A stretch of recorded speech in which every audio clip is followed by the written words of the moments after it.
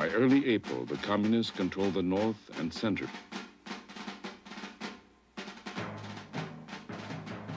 There's new respect for the North Vietnamese field commander, General Zung. He is an outstanding tactician like his tutor, General Giap. Of this period, he wrote, "We understood that time is strength and that an opportune moment is priceless."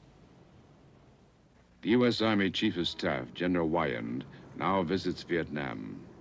He reports that Saigon urgently needs $700 million worth of arms replacements.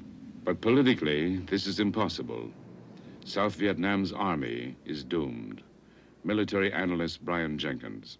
It was my belief that if that assistance were withdrawn, that then this military machine that we had created in South Vietnam would indeed collapse of its own weight.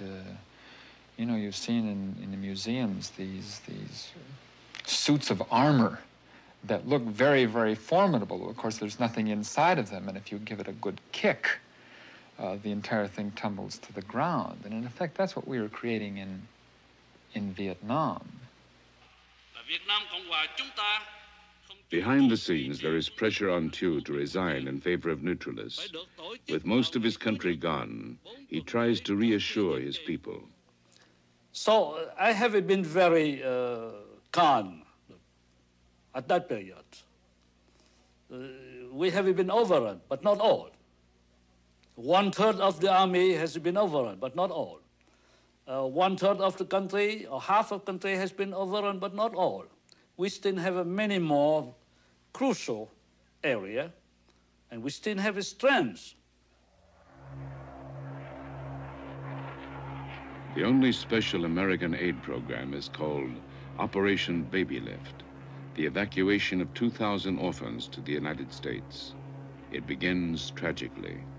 A C-5A, the world's biggest transport plane, crashes outside Saigon, and 140 children die. The disasters in the field can no longer be hidden. Saigon begins to strengthen its highway perimeters. The communist advance is almost 2 years ahead of Hanoi's expectations. North Vietnam expert Wilfred Burchett. Well, right at the beginning, it was felt that for the first season, offensive season attack, it would be good enough if they got to Da Nang, dug in there, consolidated and so forth, and then the next operational season went on down to Saigon and the Mekong Delta. But it was the panic in Hue and the collapse in Da Nang and the ease with which all these provincial capitals just fell one after another. And the fact that the Saigon command was unable to consolidate its troops. They were not able to withdraw properly and regroup.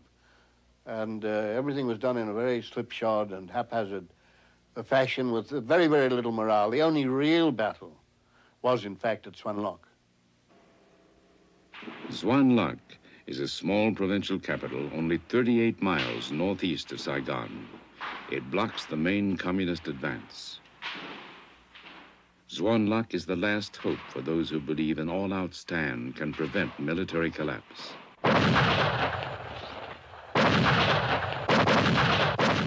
April 9th. The North Vietnamese open fire on Xuan Loc. But this time, there is no easy victory. The communists later called the fighting fierce and cruel. 40,000 North Vietnamese troops launch an assault against the city. They are repelled. The defenders counterattack.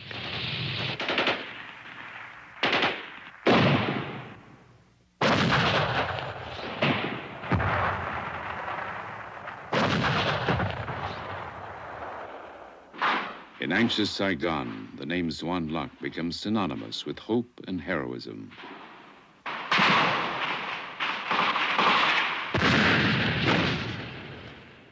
The North Vietnamese decide to bypass Xuan Loc and strike at the next city, Bien Hoa, closer to Saigon.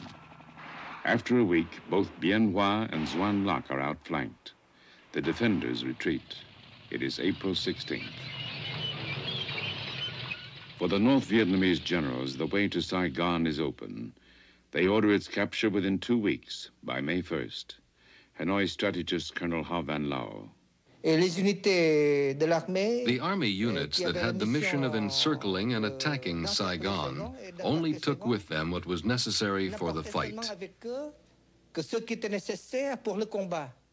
Some advanced in convoys, others advanced on foot and ran and made 50 kilometers a day.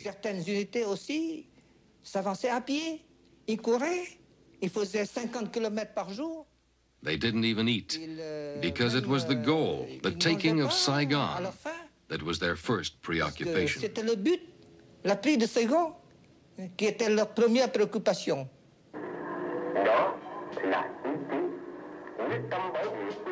Saigon itself appears calm, but tension mounts as supplies of gasoline and other commodities grow short.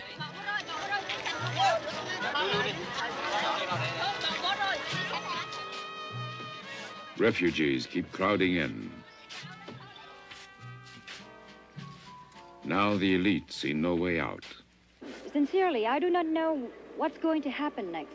So I know that I'm expecting something, but I don't know what. President Thieu is now under intense pressure to resign.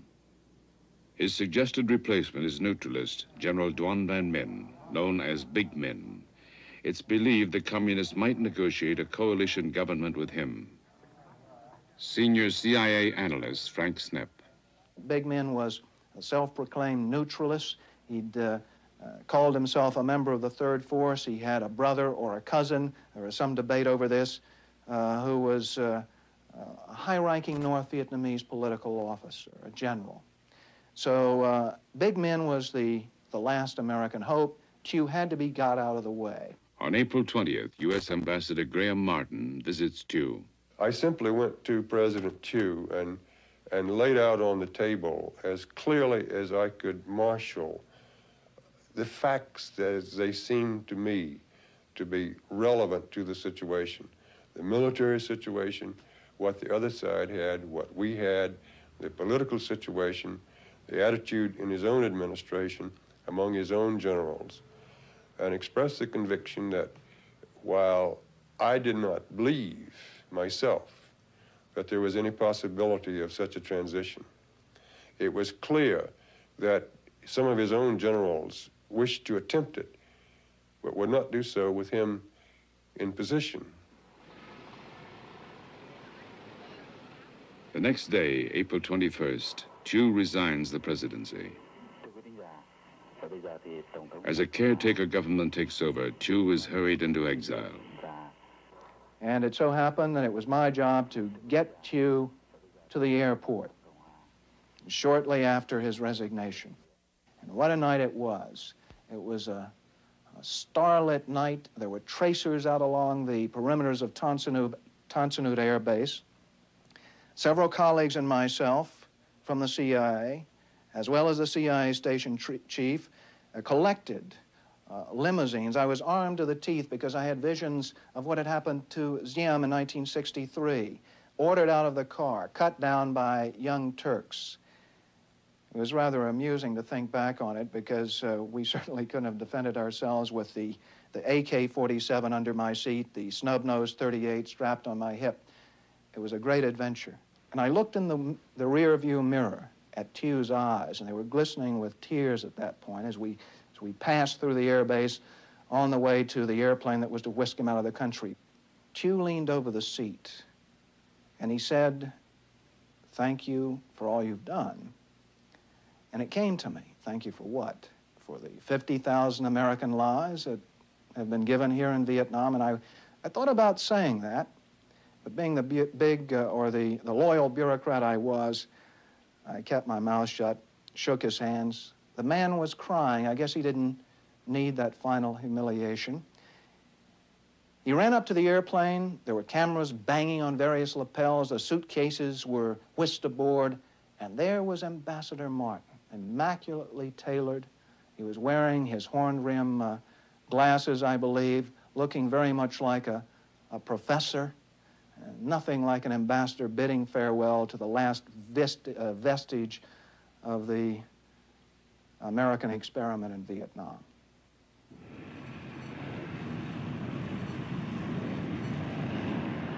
Politically, it is over. Thieu boards his flight into exile, carrying a lasting bitterness toward America. They have abandoned. They have sold out us. They have a stab on their back, on our back. It's true. It's clear. They have a betrayed. Now, over 3,000 people are leaving the capital daily.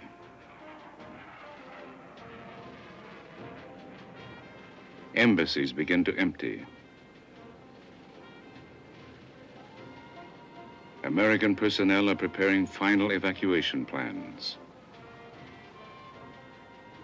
The rich and influential South Vietnamese have already gone. April 23rd, 1975. Communist forces less than 30 miles from Saigon begin an advance on all sides. Hanoi had calculated on a final offensive lasting perhaps 2 years, but only 7 weeks have passed since the offensive began. The battle plan sends 100,000 troops hurtling at Saigon from 5 directions. Their orders are to penetrate and occupy Saigon within a week. The sounds of battle can be heard in the city. Hundreds of thousands seek escape. Many fear they will be executed by the victorious communists. Their only hope is the American embassy and an airlift to the United States. On the same day as the North Vietnamese advance, President Gerald Ford, in a speech in New Orleans, declares, "The war is over." Today, America can regain the sense of pride that existed before Vietnam. But it cannot be achieved by refighting a war that is finished as far as America is concerned.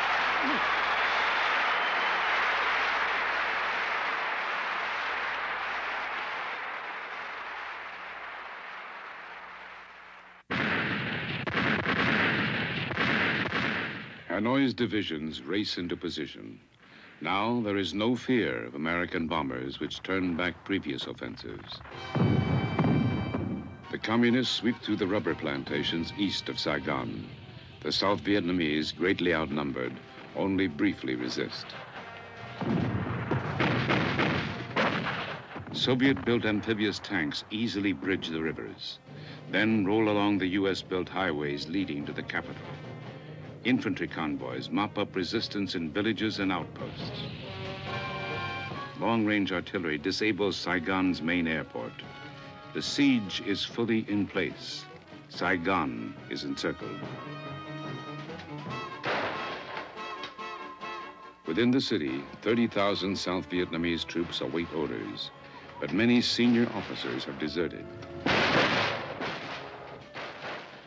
Saigon has a new government.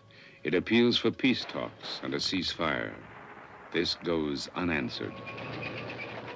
Now, 72 hours remain until the end. Saigon's armor attempts to seal off the main highways. Tens of thousands of refugees try to board the last helicopters leaving the city outskirts. But soldiers fleeing the battlefield commandeer the choppers and retreat into the capital.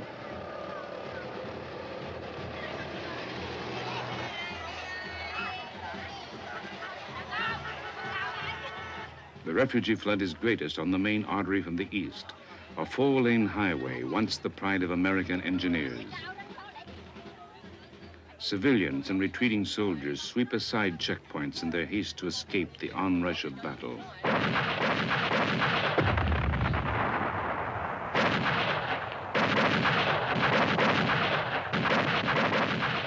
For the communist forces, the main problem is the speed of their advance. The troops are moving so quickly, it is difficult to supply them.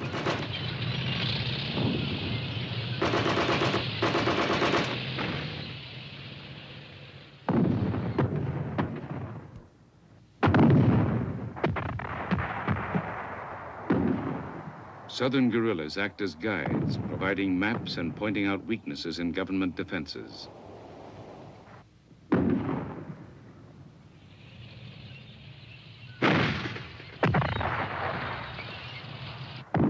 By now, 20,000 communist troops are within 12 miles of the city.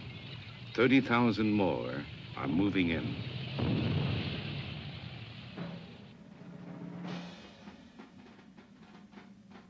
In his dispatches, the communist field commander, General Zung, likens his forces to a divine hammer held aloft. Saigon's army, he wrote, trembled in fright, watching the hammer descend.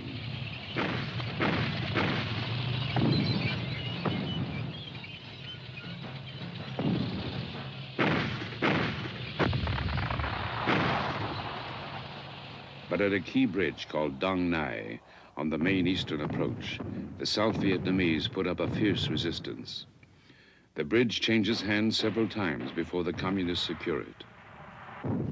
A major route into Saigon is now open to the attacking force. With 3 nights remaining, the communists intensify the fighting. Infantry and artillery assault the city perimeter, but here they halt.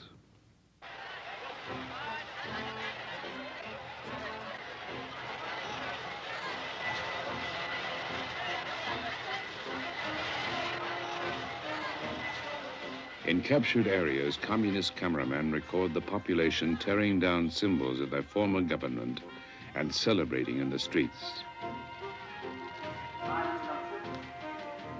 In Saigon, too, the streets fill.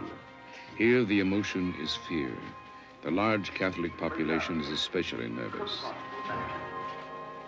Thousands gather to hear former Prime Minister Nguyen Cao Ky. He denounces his countrymen who have fled.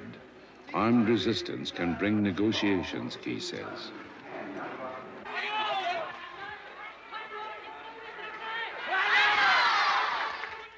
The best way is to hold the line in the military. Because if the collapse continue, disintegration continue, and then there's no need for negotiation. But the communists send a grim warning. 5 rockets drop into a crowded Saigon slum, leaving 5,000 homeless. Now, fears of a bloodbath increase.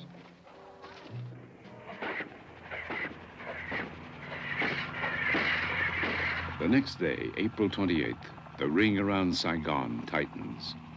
Saigon troops rush to the Newport Bridge on the city outskirts. North Vietnamese commandos hold the far side of the bridge.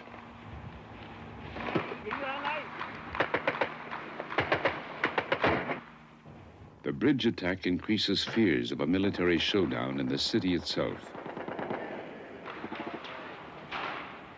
The communists broadcast demands for total surrender within 24 hours.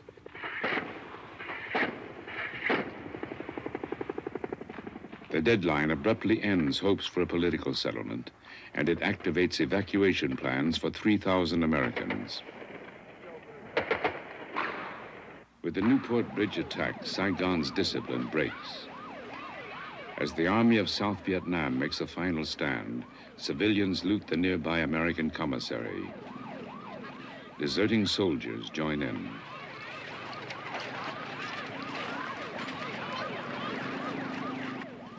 Looting spreads throughout the city.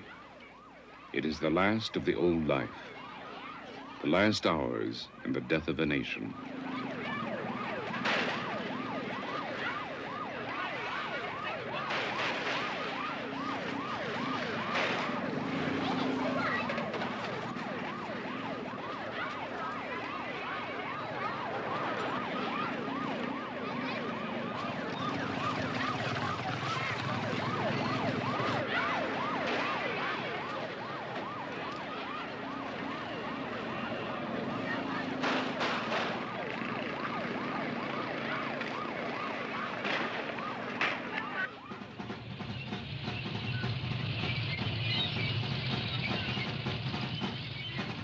The communists now attempt to close the last main exit. 5 captured planes with North Vietnamese pilots bombed Saigon's Tan Son Nhut airport. A few hours later, long-range shells and rockets wrecked the airstrip, leaving no choice for Ambassador Graham Martin. And I picked up the phone and told Secretary Kissinger to inform the president that I had decided that we would have to go to option 4 to the helicopter airlift for the remaining Americans and for such Vietnamese as we could get out. Waiting off the southern coast is an evacuation task force of 3 American aircraft carriers with support ships and combat Marines.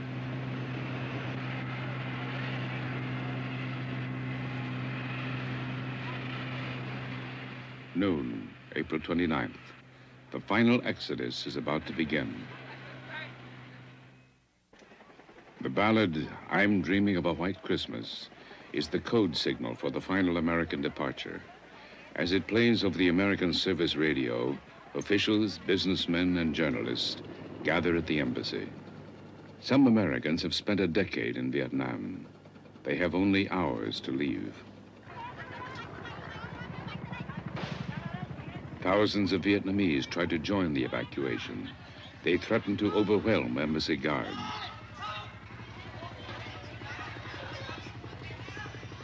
For years, the symbol of a wide-ranging war, the helicopters can now only land on the embassy roof or in its secluded compound.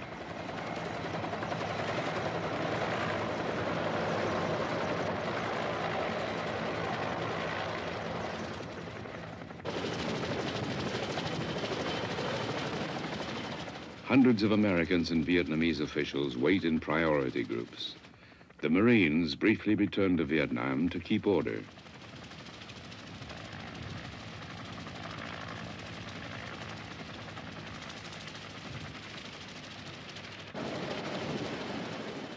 Some embassy staff spend their last moments shredding documents. Each chopper takes an hour to reach the evacuation fleet. Only a relative few can make it. One is former Prime Minister Key.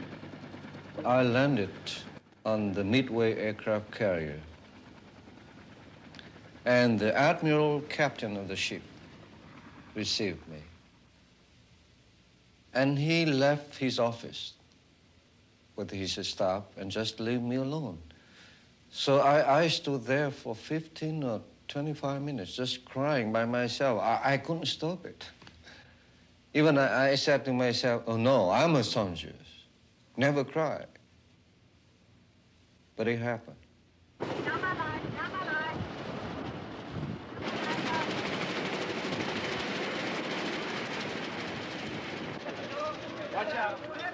By now, hundreds of Vietnamese civilians are attempting to crash the embassy gates.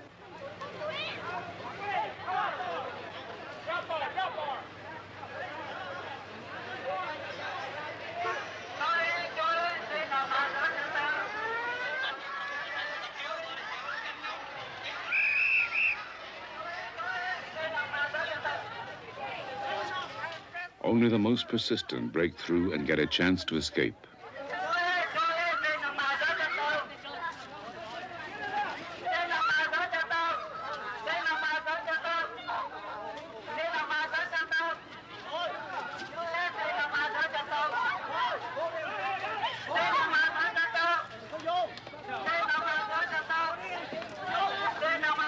In previous weeks, 100,000 South Vietnamese have bought their way out. But the sudden American evacuation still leaves behind many long-serving Vietnamese. Senior CIA analyst Frank Snepp. I was sitting by the radios at the top floor of the embassy, monitoring the flow of intelligence as it continued to come in from various places. I listened to the radios, and I would hear people calling in over our radios, agents and employees who had been abandoned at various evacuation points. I'm Mr. Lon. I have served you for years. Save me. I am Mr. Ha. Save me. And there was no way to save them then. That, I believe, was the most tragic thing for me on that final day. the voices over the radios, and I still sleep. I have nightmares, and those voices still play in them. An alternate evacuation plan is departure from Saigon by barge. Though encircling the city, the communists make it known they want an uncomplicated end. They briefly delay their final assault to allow all Americans to leave. One of the last to do so, Frank Snepp. I'd gone out with the last CIA contingent. I got on the helicopter, stumbled up the roof up to the rooftop evacuation pad, got into the helicopter, and pulled in several of the Vietnamese agents we'd managed to get inside the embassy walls. And the helicopter began lifting up off the top of the roof of the embassy, and the tail gunner was crouched over his weapon. The back of the helicopter was open, and suddenly green lights, radar lights, began blinking inside the cabin. And the helicopter arched up over the city. And for a moment, I could see framed in one of the windows Mimi's Bar, one of the most famous bars in Saigon, where many an American GI had lost his shirt as well as his innocence. And I remember as we touched down on that deck, people all around me were crying. One Vietnamese woman we brought out was holding her child in her arms. We managed to get her and her child over the wall of the embassy, but we'd failed to get her husband. Her life would be forever altered, and we had abandoned so many we should have rescued and gotten out on the final day. On the last day, the helicopters ferry 7,000 to the evacuation fleet. Weapons are thrown overboard to prevent trouble.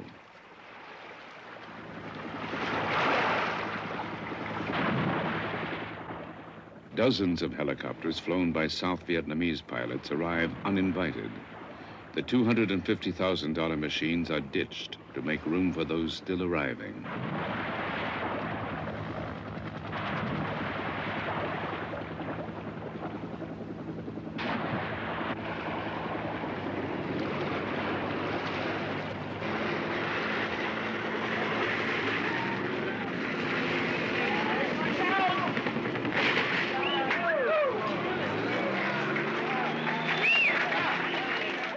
Ambassador Martin wants to extend the evacuation.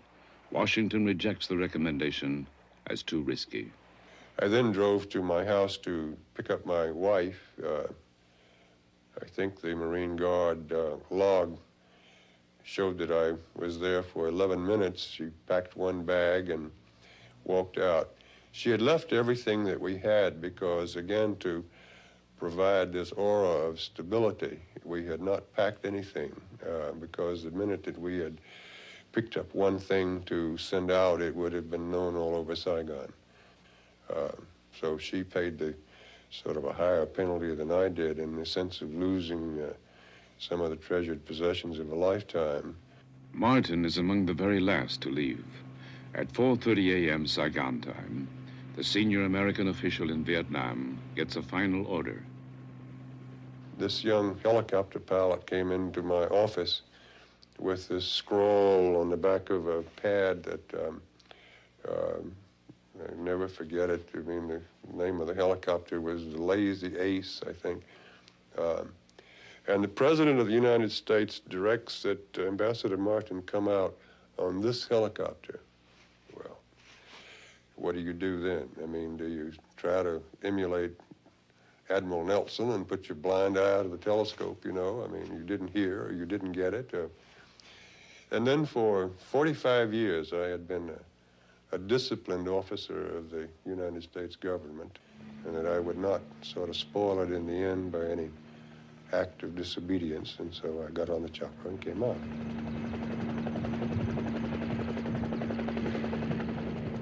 At 7:53 a.m., April 30th, the last American troops leave. 15 years of U.S. military presence ends. The communists converge on the capital in a 5-pronged assault. They overrun Saigon Airport, occupy the military and police headquarters, then move through the garbage-littered streets past a dazed population. The final hours are mercifully bloodless.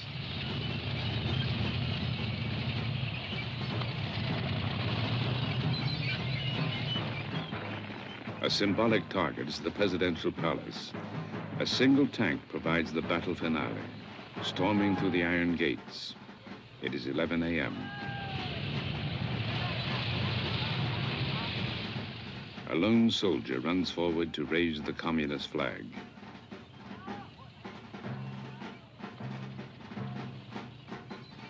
By noon, Hanoi's troops fill the city.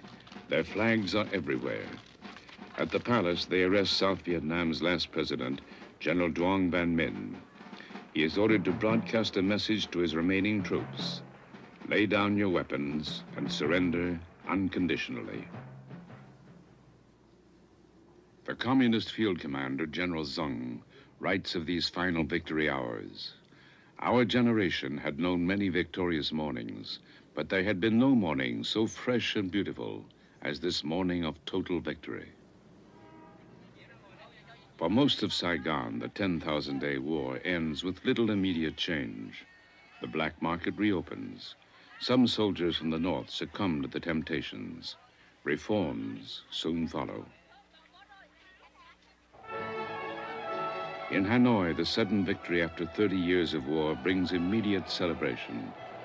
Saigon is renamed Ho Chi Minh City, honoring the first president of North Vietnam.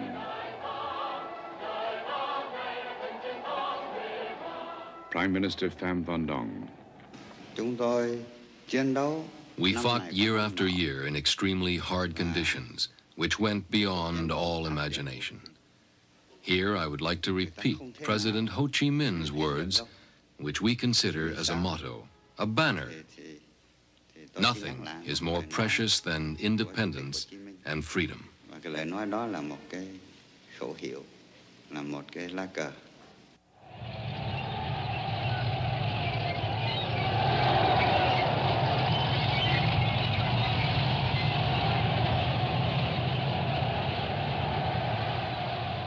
In Saigon, the Communist Victory Parade is held May 7th, the anniversary of the French defeat 21 years before. Ambassador Ha Van Lao. There were a lot of emotions at that moment. Everyone could breathe again. The war was over. Peace reestablished. And above all, we became the true masters of our own country, our own land, independent. Our first thoughts were of our venerated president, Ho Chi Minh, who was not there to see with his own eyes the most glorious moment in our history.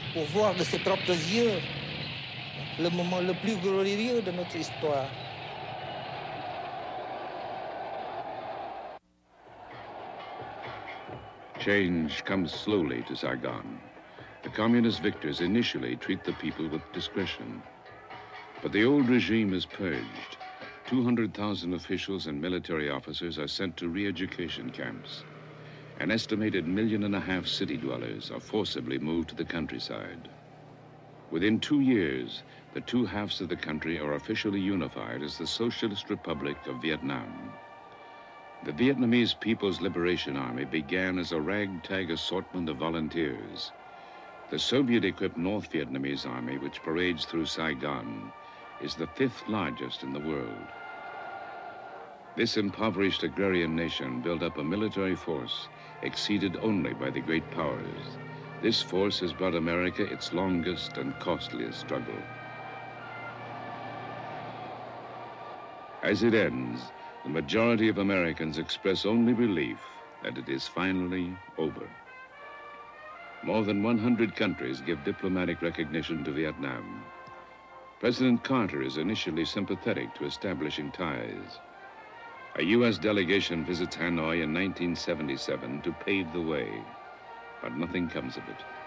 The U.S. considers Vietnam too much under Soviet influence.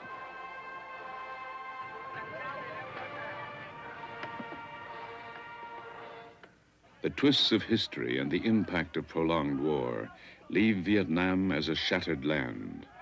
But it is one land. The Vietnamese are now one nation.